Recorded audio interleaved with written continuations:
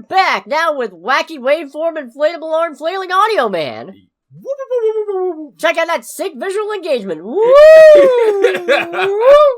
Oh, good God. I hope you can find something to match that. I mean, the audio form is going to do it anyway. Oh, fair enough. Anyways, welcome to Under the Bridge, everybody. Welcome to Under the Bridge. I'm Cody, aka the Scarlet Troll, pronouns he, him. And I am Greg, aka Greg, also pronouns he, him. And we're back for break with our podcast, where we talk news of the pop culture variety, but I'm going to kind of actually scale back on the news a little bit, because, I'll be honest, the news is depressing. Yes. Not all of it. We missed quite a lot of things the intervening weeks. I could talk about the V for Vendetta series that's been greenlit, live action. I could talk about DC True Crime Anthology starring Jimmy Olsen that's officially going to series. Is it the Superman Jimmy Olsen? Yes. Yeah! More Jimmy! All right. More in his oddly womanizing ways. I don't know what it is. There's something in the water in Metropolis, I guess. I could talk about Gremlins 3 or the insane bidding war going on over Warner Brothers Discovery, but Paramount just swooped in with a $108 billion bid, and that's making me sad and angry.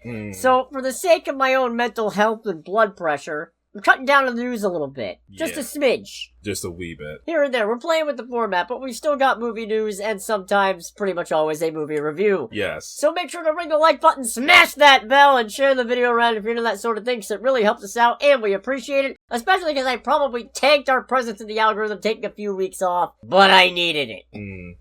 I need it! Oh, I can't do that voice long term. You got... I need it! Yeah, but like that. I value my throat, or what's left of it at least. Wow, really? What's that like? So we're keeping it breezy. We'll have a Supergirl trailer to talk about next week. But this time, I'm gonna keep it to Scarlett Johansson's in talks to play somebody in the Batman Part 2. Wonder who, though? That part hasn't really been discussed or confirmed in any way. No clue. There's speculation she's playing a villain, or at least the civilian identity of a villain, but no idea who. Yeah. I have a really bad idea. Oh boy. It'd be really funny, though, from Scarlett Ghost in the Shell Johansson. Oh no. Hear me out. I still haven't watched that movie. Me neither. I watched the original finally. Oh, nice. That was weird. I mean, Ghost in the Shell as a franchise is weird. Yeah, but follow me on this one. Picture this. Scarlett Johansson is Talia al Ghul. Okay. Daughter of Ra's al Ghul, head of the League of Assassins, usually some kind of non-white. I don't dare speculate. I should have probably done some research before I looked it up, but forget that. She's usually at least one. Yeah. Yeah. Sometimes two non-whites. Eventual mother of Damian Wayne by methods that range from the mundane to the incredibly fucking sketch, depending on who you ask. Yeah. I can't remember if it was Grant Morrison who went the terrible route, or if it was somebody else who went the terrible route, but hey, you know. But of course, that's just my big swing. I've also heard more mundane options that aren't villains, like Vicky Vale or Silver St. Cloud. I've heard quite a few people suggest Pamela Isley.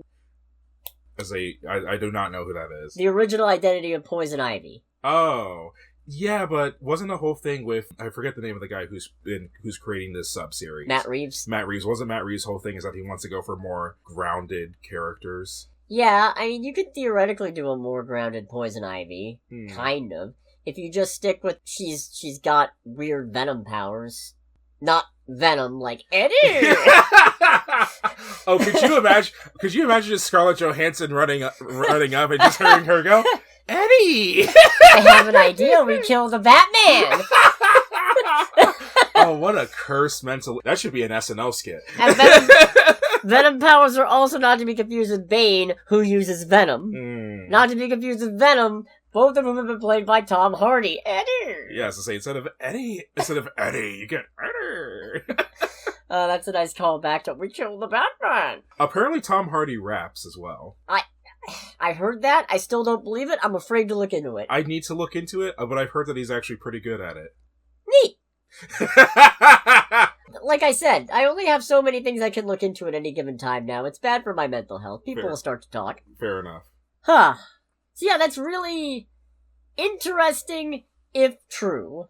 I mean, she's dead in the Marvel Cinematic Universe, so she's got to occupy her time in some way. Yeah, that's valid. I mean, she's also in the Jurassic World series now for That doesn't count, and you know that. It counts in terms of occupying time, and apparently she's going to be in the new Exorcist movie directed by Mike Flanagan. You know, my best friend recently watched the most recent Jurassic World movie, and she hated it. Good. Yeah, and it was because she does watch movies, but she obviously does not consume movies to the degree that we do, and usually she's a sane human being, so therefore she's not overly analytical about the movies that she watches. But I remember her texting me, "This movie sucks ass." Good. Good. Just like, considering you don't usually give a lot of thoughts on movies in general, that was very refreshing to hear. My faith in humanity's been a little bit restored. Checks the latest Warner Brothers Discovery bidding war results. There it goes. Anyways. I guess we'll just have to see. More news will be coming. I think we're getting back into the super news cycle since Supergirl trailer's coming out. I'm looking forward to that. I'm excited. Boy. Party Supergirl. Thanks for watching it for me, bitch! That's good. You know, apropos of nothing, I think I told you about this outside of the podcast. James Gunn had a thing on Wait, Don't Tell Me on NPR, and he talked about Crypto, because his Crypto is based on the dog that he actually rescued. Yep. I forget the name of his dog. But Ozu, I think? Yeah, something like that. But his dog freaks out whenever Crypto is on screen. That's adorable. Like, apparently whenever this dog sees Crypto, he starts going crazy and all that. And I think one of the guest panelists just went, does he not realize that that's him? And James Gunn goes, he's not a very smart dog, but I do love him dearly. Or something along those lines. It's just a dog. Yeah. He's not even a very good dog. But he's alone. But he's alone and probably scared. I like that movie a lot. It was a good movie. Alright, so because we didn't watch trailers, because we're easing back into this, because, again, the whole point of taking some time off was to not get wrapped up in things. Yeah. I would jump straight into a review of Fackham Hall. Yeah, we didn't see Five Nights at Freddy's 2, sorry. Yeah. But, I think we also need to talk about Wicked for Good, because otherwise we're going to explode with lesbian subtext. And other things. But mostly lesbian subtext. Yeah. And me getting mad at one particular line. And me getting mad at a whole ass song. That I think they added that one in. I don't think that was in the musical. Well, I know they nerfed one of the songs because of the fact that they couldn't go the full beans for the theatrical release.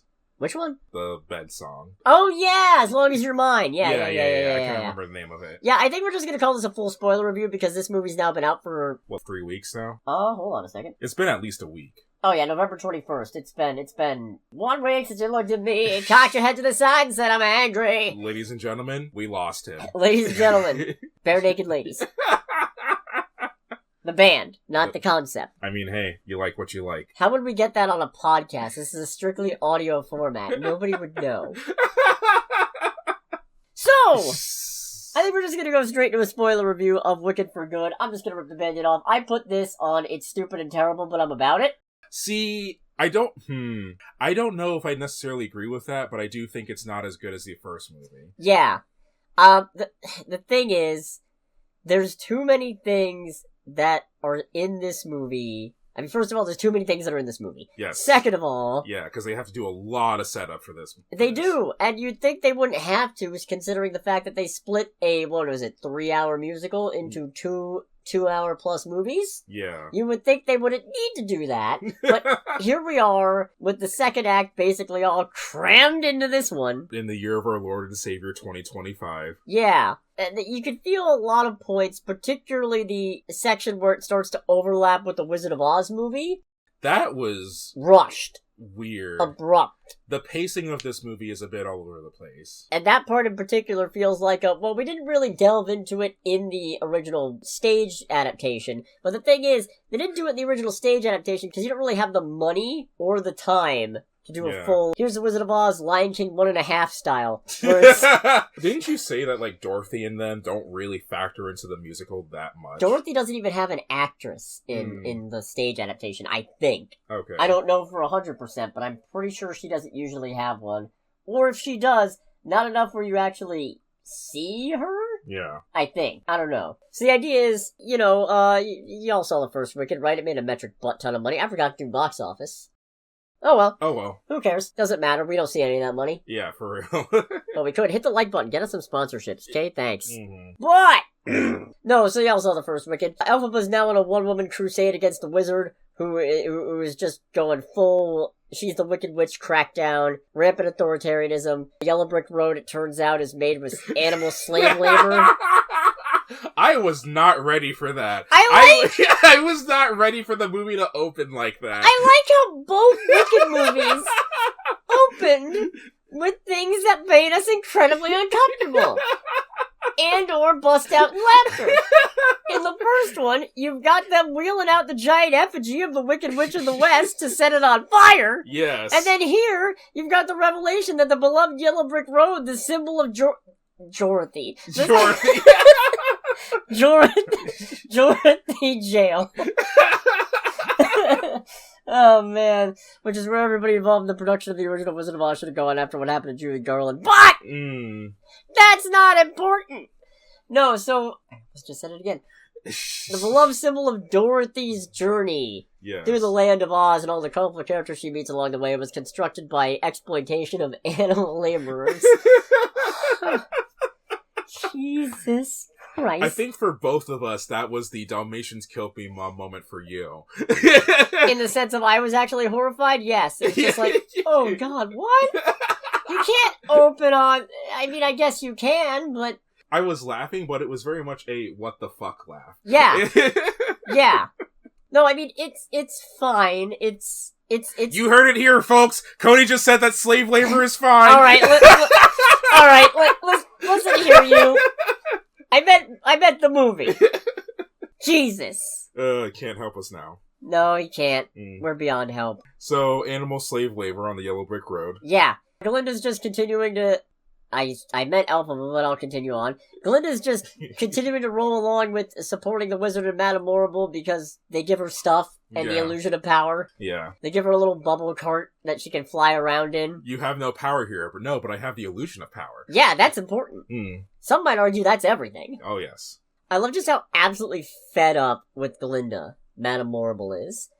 But this is partially your fault, though. Yeah, you set this up. You enabled this. Yeah. Where do you get off being ticked off? Oh, you're useless. No shit, you knew that. You kept her along anyway. Clearly she's not entirely useless. Yeah, no. No, Ariana Grande does a good job. Cynthia Erivo knocks it out of the park in this one. Oh, yeah. This was another case of me going, and once again, Ariana Grande is winning actress points with me, which I was not ready for. Yeah, but I feel like this one is much more Cynthia's time to shine. Oh, yeah. She really gets to cut loose. Her Alphaba really gets to steal the show in this case, because it is all about her, and Galinda's more of just a background fascist supporter. I mean, yeah. Part of why I don't like how this movie goes is it kind of wraps up in almost too neat of a bow. I did not like how it ended overall because I feel like it does a disservice to to the Wicked Witch. Yeah, Alphaba. Yeah, Alphaba. No, I mean... all these characters with their weird-ass names, dog. The implication that she faked her death and sneaks away with Fiyero is, I think, in the stage musical. Okay, that's fair. But... I don't know, it's just too... Oh, and then we removed the wizard anyway. Yeah. And... Well, or more they convinced the wizard to go home. Killed his daughter, he did. Yeah. Or so he thinks. Right. No, that all felt a little bit abrupt. It's kind of... I can see why that breaks him, because he's the man who in the first movie espoused just wanting to have a family, and also in this one, during the musical number that should have been just his, yeah. Okay, this is maybe part of why Galinda's annoying me in this one. She butts in a Jeff Goldblum's musical number, and the whole time I'm just sitting there like, no, get the fuck, this isn't your, get the fuck out of here. This is not your show. This is not your number. This is about the wizard. Yes. Back off. Be gone. I love you, but shoot. I mean, I also kind of hate you because you're a dumb fascist supporting bimbo, but get out of here. Damn. Harsh words. Am I wrong, though? Yeah. Yeah. A lot of stuff happens in the middle. There was a particular line that got me heated. Oh, yeah. Actually, it was during the Wizard's musical number. Yeah, so there's a whole bit of the wizard and the Wicked Witch talking about, truth and fiction and lies and stuff like that. And then the wizard goes, partially paraphrasing, goes, well, where I'm from, there are all these stories from the past that people talk about and rehash because they think they're true, but they're absolutely not true. And you know what it's called? History. And I'm just sitting in my seat going, ooh. Don't like that. I'm like, I got fucking mad. And then this motherfucker goes, yeah, I thought you would appreciate that line. And I don't think I was wrong. No, I got heated. As someone who likes to read and learn about just general world and military history in particular, that got me pretty good.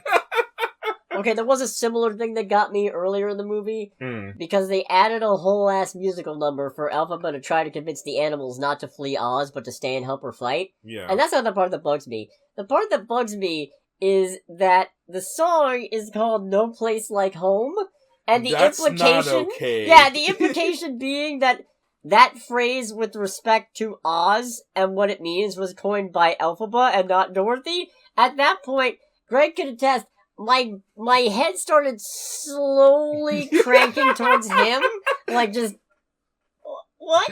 And it was especially funny because we hear her say, there's no place like home, and I'm just like, I don't think you're allowed to say that. I wonder what Cody thinks. And then I turn and just get presented with that slow turn. I'm like, alright, that answers my question. Not a fan. Not a fan. That was fucking funny. Yeah, it was.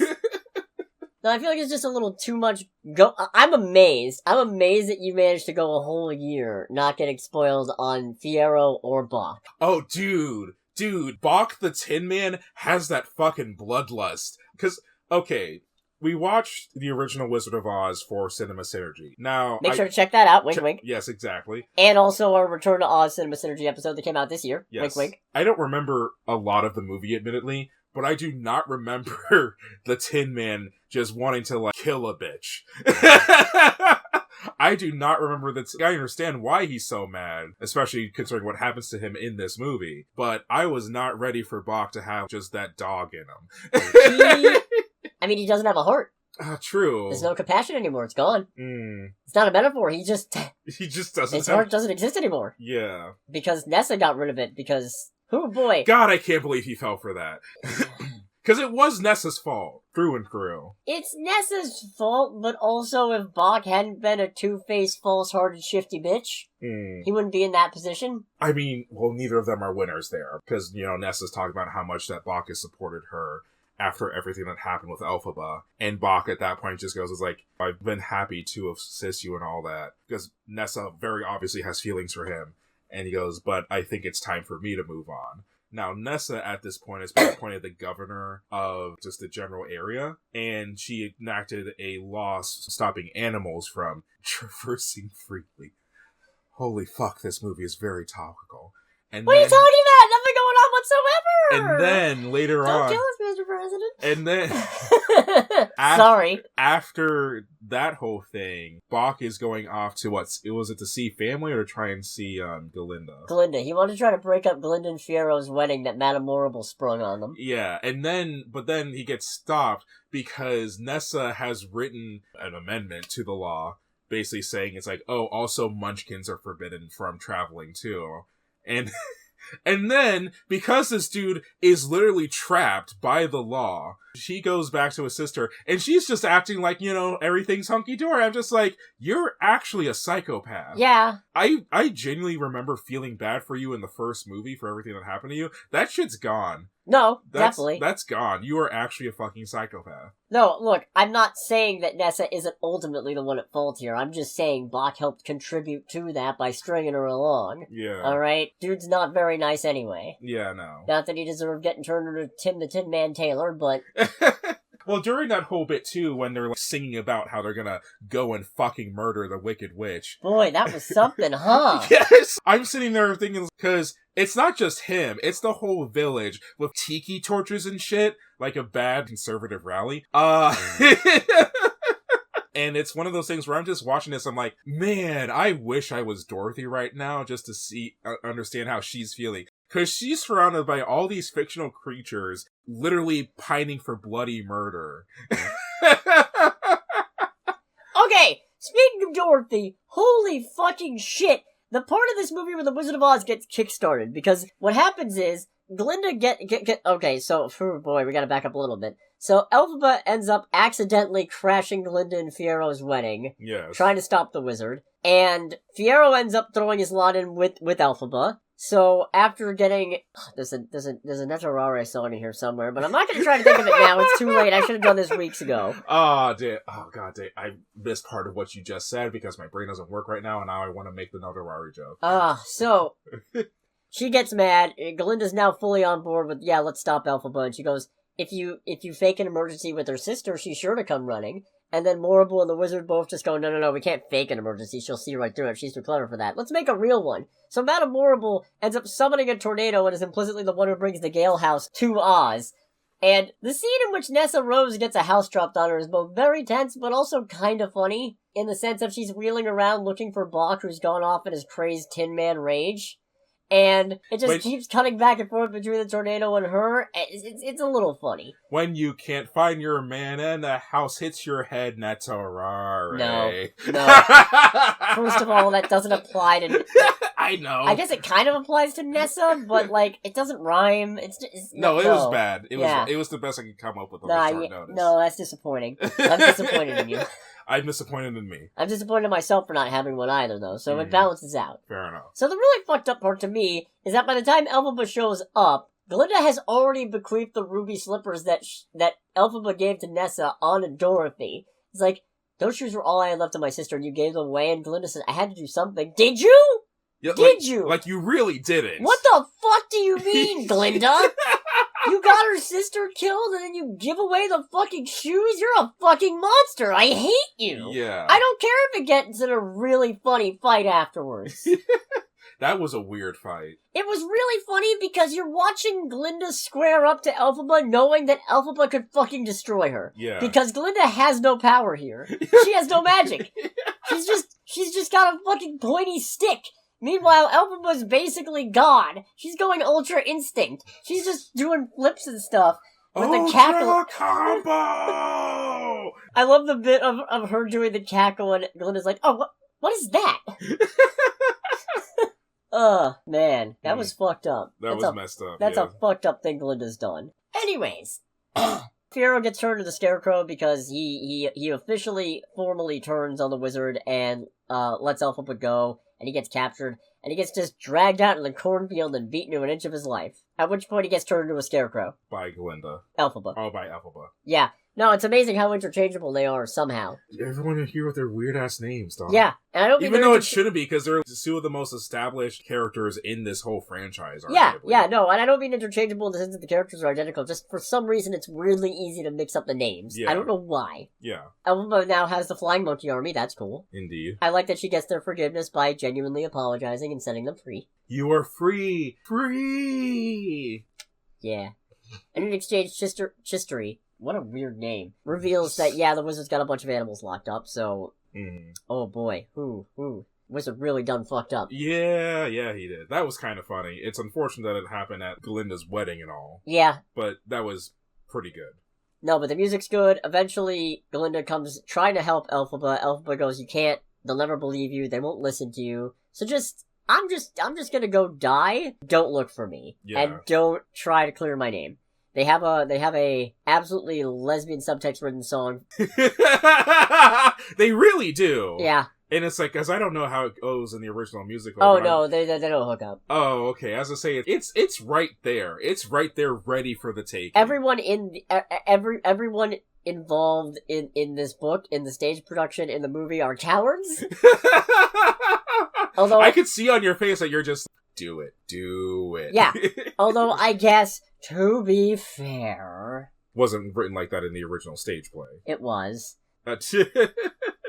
To be fair, it undercuts the bittersweet tragedy of it all if Glinda and Elphaba get to skip off arm in arm into the sunset. However, you didn't have to set her up with Fiero at the end just to rub it in of, nope, no same-gender romantic love interest for Elphaba. That'd be weird. In this movie about munchkins and tin men and fucking houses dropping on people. And talking animals. Cowardly bitch-ass lions. That lion! Dear lion, you a bitch.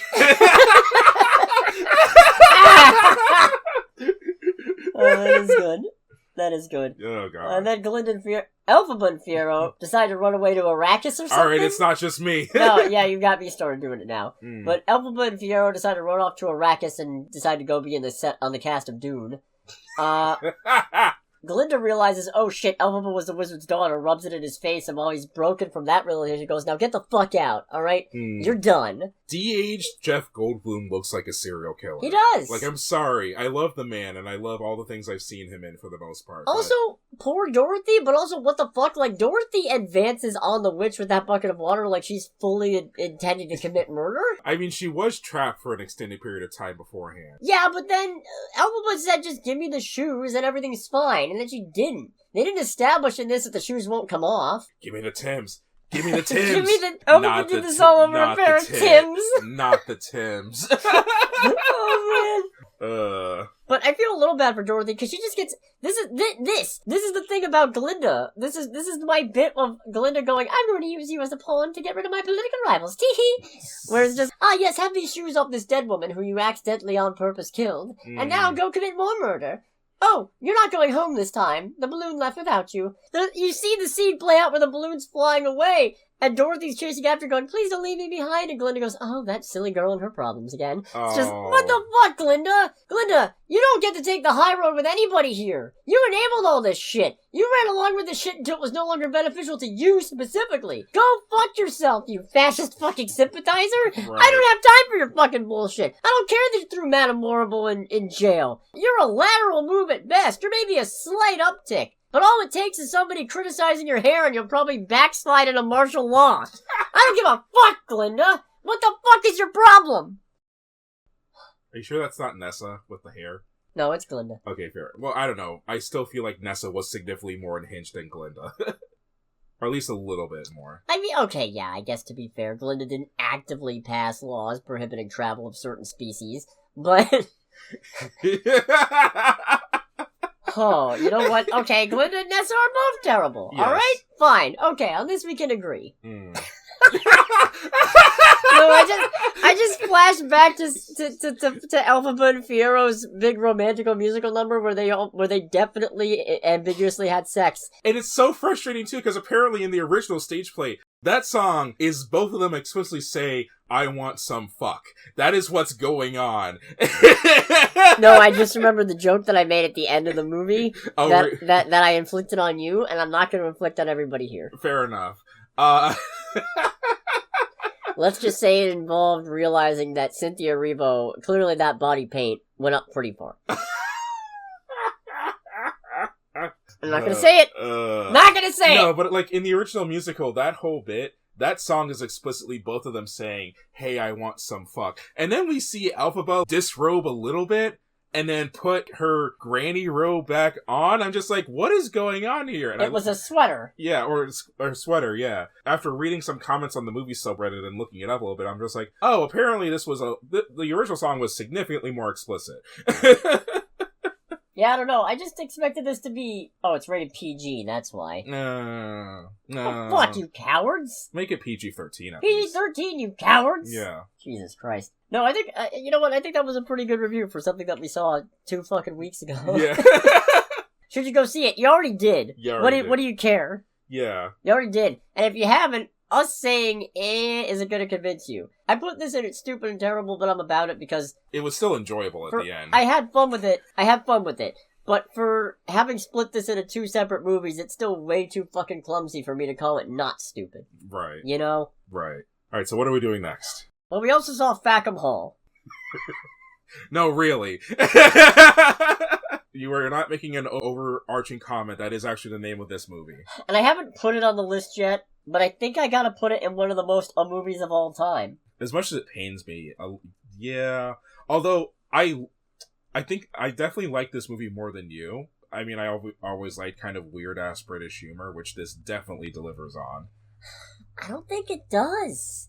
Well, in the stereotypical sense. I feel like... See, that's the thing. Like, I was looking forward to this one. I'm a decent enough fan of Monty Python. Not that that means anything. But I don't think this is dry British humor. This feels more like regular crass humor delivered with a British accent. Yeah, it is. It definitely does that. I will admit, something stupid that I personally enjoy, and it's objectively silly, but I enjoy it when I feel like it's done in a funny way, are the whole things of using other things besides lines and acting to make humor. Usually all the signs that pop up and all the word pieces of humor that show up, like usually signs in the background. Cock eater. Cock eater. Which was in the trailer. That was in the trailer. It's fine. Are we doing a spoiler review of this or no? Yeah, probably. Okay. So another spoiler review. Hold on to your britches. Yeah, no.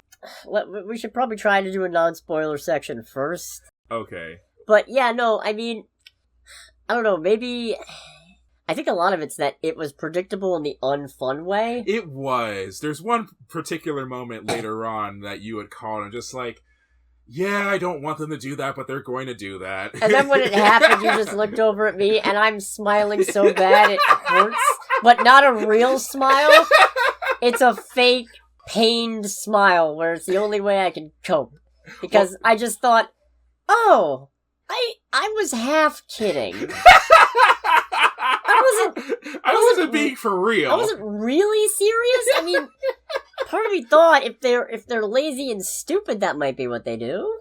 Oh man, it's like, what was the one where they have to go through like the deadly mystery rooms? Oh yeah, Tournament of Champions, yeah. Yeah, where you're just like, yeah, but they won't do a plane crash or anything like that. That's stupid. And then they do the thing that you predict, and they're like, how fucking dare you? No, wait, that was the first escape room. Yeah. Yeah, okay. God, I like this running gag where I can never remember which escape room it is that bamboozled me. Because I keep thinking it's the second one, but no, it has to have been the first one, because the first one is the one that Is it? No, I think it was the first one. Yeah. Yeah, I think it was the first one. Yeah, that makes sense. Yeah. Yeah. But even still, you giving the movie more credit than it ultimately deserved. Yeah. I mean, it's not badly acted. There's some good talent in here. Damian Lewis kills it. Yeah. Not the best choice of words on my part. I think you mean Damian Lewis dies it. He's great. Thomasin McKenzie is really fun to watch and also horrifically adorable. Yeah. I remember when she was in Old. That's right. Still haven't seen that. Yeah, along with, I don't remember who, but I was very surprised to find that whoever it was played mid-size sedan. Good times. MC Toyota Camry, indeed. Indeed. Yeah. Tom Felton's in it. Jimmy Carr. Well, this is actually Jimmy Carr's idea. Oh, yeah, he's the vicar. Yeah. Yeah. Yeah. Yeah, but this... You may now kiss the choir boys.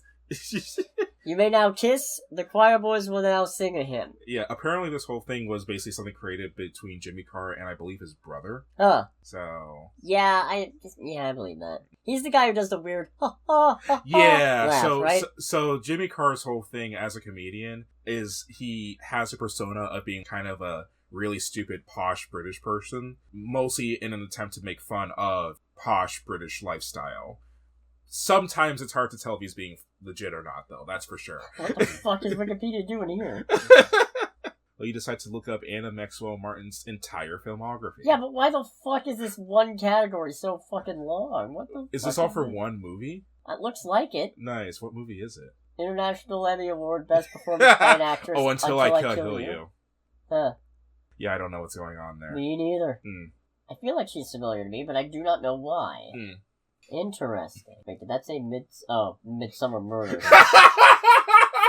Did you think that also said mid-sized sedan? No, I thought it said Midsummer, the Ari Aster film, but I was like, what? Mm. But no, it did not.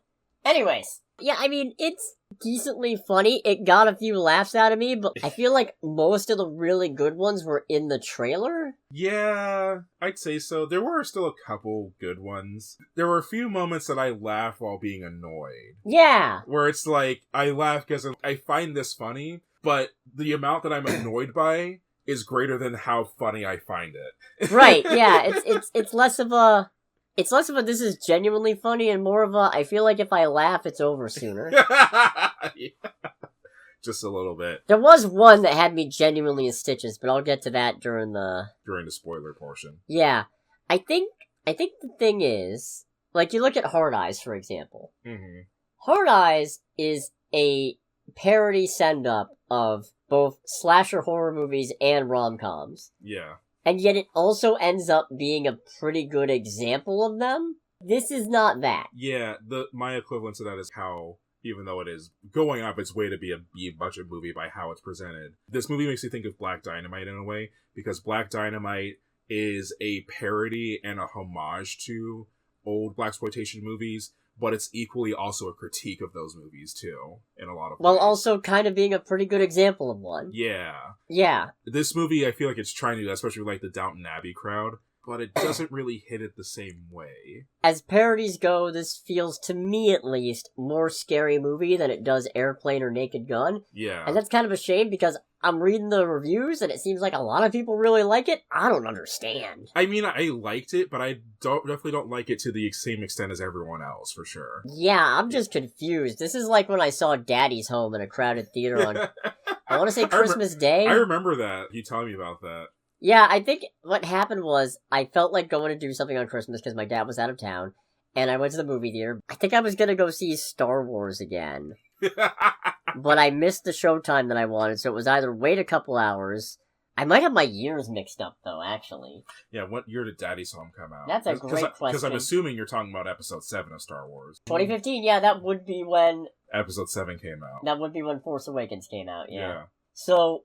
Then I'm just sitting there. There's nothing quite like sitting in a movie theater watching a comedy where everybody else is having a great time and you're just not having it. It's not, this isn't as bad as that, but it's closer to that than a lot of movies I've seen recently, where I'm just sitting there having the lousiest fucking time of my life. Not a single thing is landing. I'm just sitting there stone-faced, arms folded, while everybody else is laughing around me. And I'm getting more pissed off the more everybody else laughs, because I'm just...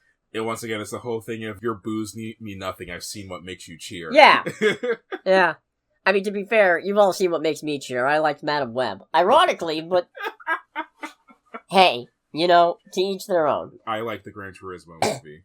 Exactly. So I guess, should you go see this movie? That's a hard... I feel like you should see this movie, but you don't necessarily need to see it in theaters. I'm honestly kind of torn on whether I should put this in don't pay money to see this, because I don't know. I don't know that I'd pay $3 to rent it, knowing what I know now. As far as movies go, I have spent more money on worse things. Hell, as far as video games and music goes, I've spent more money on worse things than this. I guess even if some of the laughs were insincere, I did laugh quite a bit. Yeah. Do I really think... I mean, obviously it's your list, but I think for me personally, I would put it in the, it was okay category. You're one of the most movies of all time category. I don't know, I put Tron Ares in one of the most movies of all time, and I feel like I like Tron Ares more than I like this. I mean, to be fair for me, the music carried Tron Ares hardcore. Yeah, but I'm also looking at, like, Honey Don't. Lilo and Stitch is in here, and the only reason Lilo and Stitch is in here is because I have no reason to watch that one when the original exists. Is it better or worse than Formula One? Ooh, that's tough. I blocked a lot of Formula One out of my head.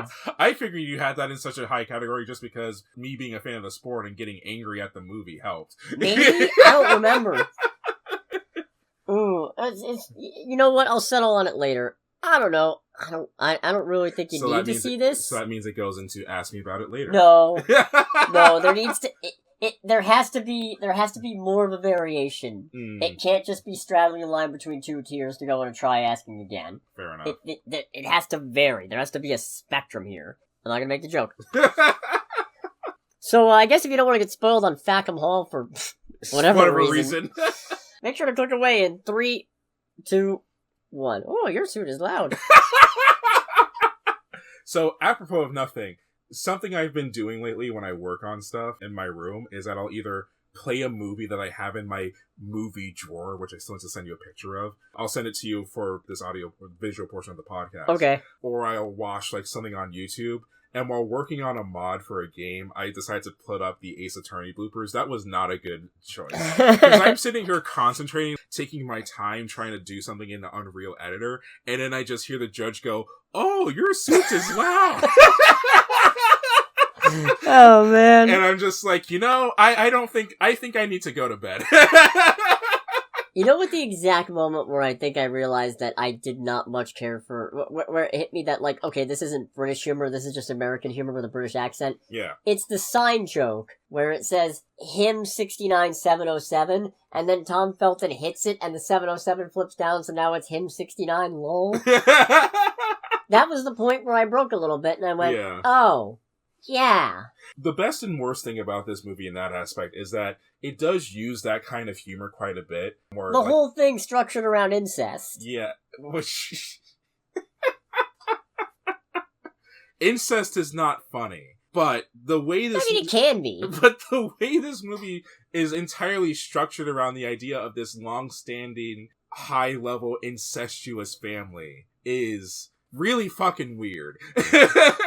I think it's the joke goes too long and in too many of the same ways to keep being funny. It's funny the first time. When you realize that this is not, in fact, a just series of jokes, and in fact, kind of an important part of the film. Yeah, this is like a core part of how this family functions. It's where my brain starts to shut off and go, I mean, more power to you, I guess, long as nobody gets hurt. Yeah. Whatever. And as long... Well, actually, no, they have children, so never mind. That's kind of where I draw a little bit of a line, but I mean, this isn't the forum for that. No. No, this is a video. Hey,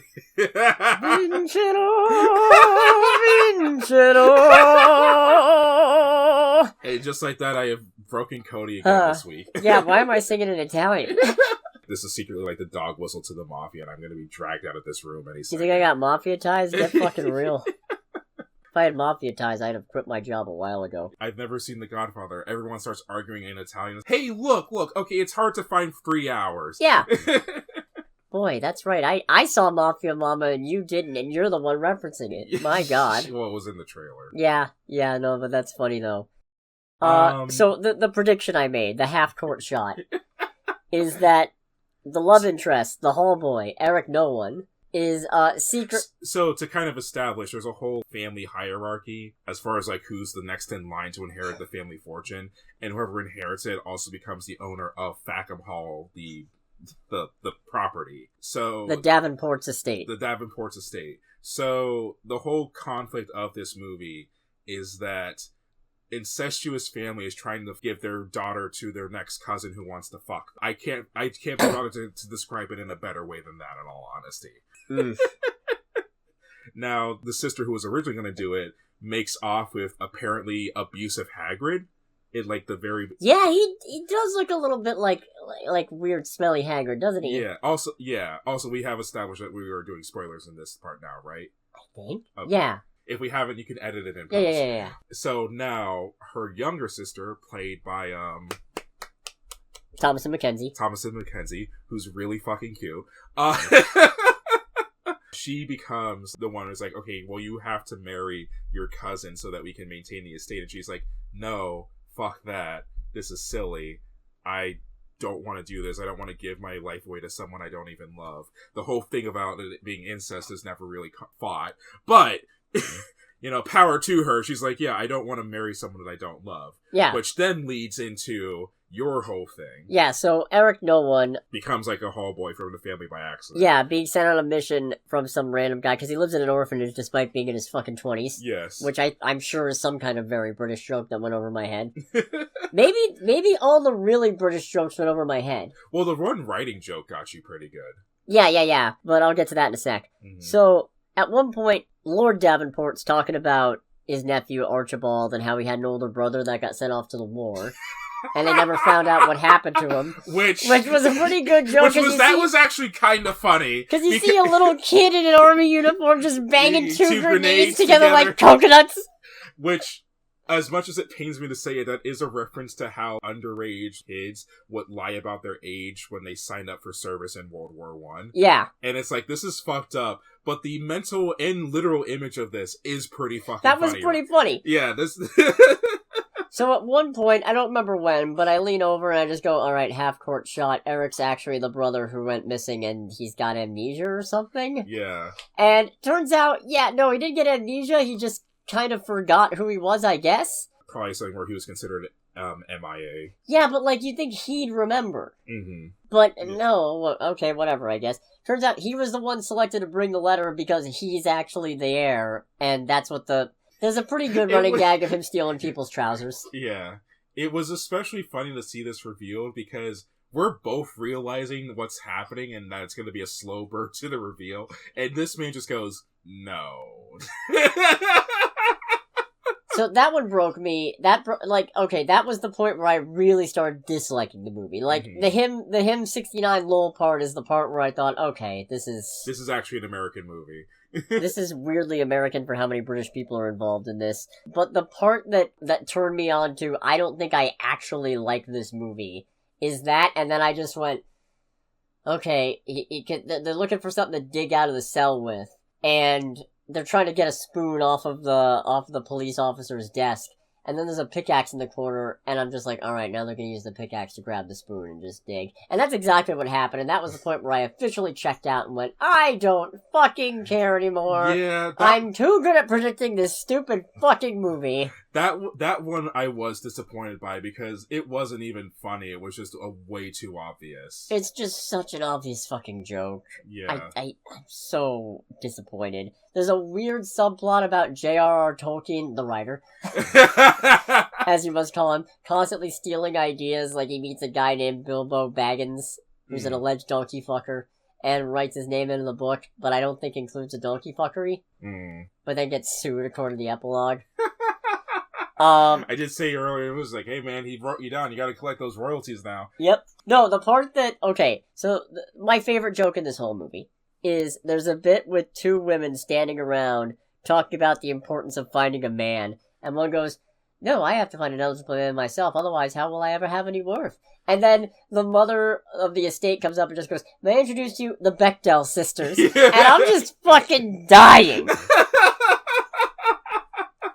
Because for the uninitiated, the Bechdel test is it's not a genuine screenwriting test, but it's a concept in which you check a movie to see if it has any scene in which two women spend, I don't remember what the length of time is, I think it might be a minute, talking about something other than a man. Right. And the Bechdel test is not meant to be an important, it's not like, oh, this movie passes the Bechdel test, good for it. The point is, this is such a low bar, and so few movies clear it. At least in terms of, mainstream audience blockbusters and Hollywood fare. So, that joke got a real fucking laugh out of me. That feels like one of the cleverest jokes in the movie to me. And it's very early in. Yeah. Meanwhile, I got the annoyed laugh at the DJ Khaled business card. Fuck that! Mr. Khaled, and his name is DJ. Yeah, and he's a lawyer, and his card says, all I do is win. That guy's not even British, is he? He's Indian, so as far as the British is concerned, it's like, that doesn't fucking matter. He was conscripted during the war as well. Oh, you mean the actual DJ? No, yeah. He's American. Yeah, he's American. Let's say he's of Iranian descent, maybe? Palestinian. Okay. Fuck this! What the fuck is that? What kind of a stupid fucking joke is that? Fuck! No, that was one with... No, this cements don't go see this to me. That joke, you reminded me that joke exists. That bumps it down a tier. It's going and don't pay money to see this. How do you think I felt seeing that?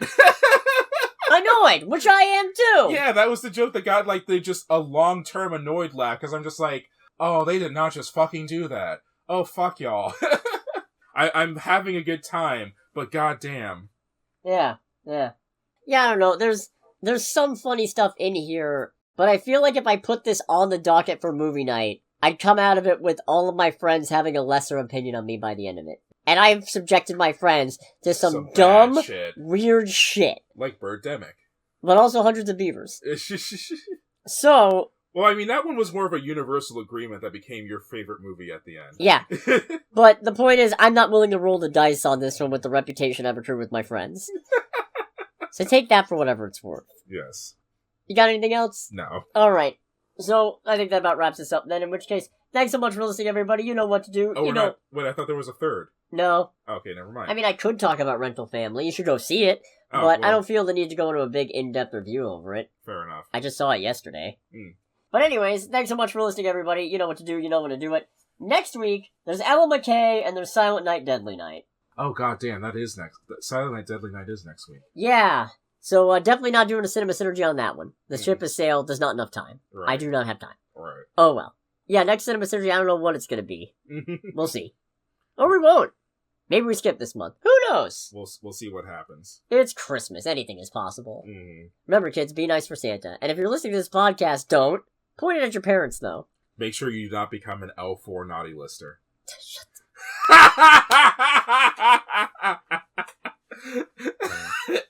A level 4 naughty lister? Where's Mussolini on this? Yeah, where does Mussolini... The public needs to know! And, like, Hitler and Stalin as well. But regardless of where dictators rank on Santa's naughty list, this has been Under the Bridge with Cody, aka the Scarlet Troll. And with Greg, aka Greg. And we'll catch you all next time. Goodbye, everybody. Bye! We are now recording, which means... Stop. We're fucking professionals here. But we haven't started yet, so... I mean, I'm not dating a professional, so I don't know what you're talking about.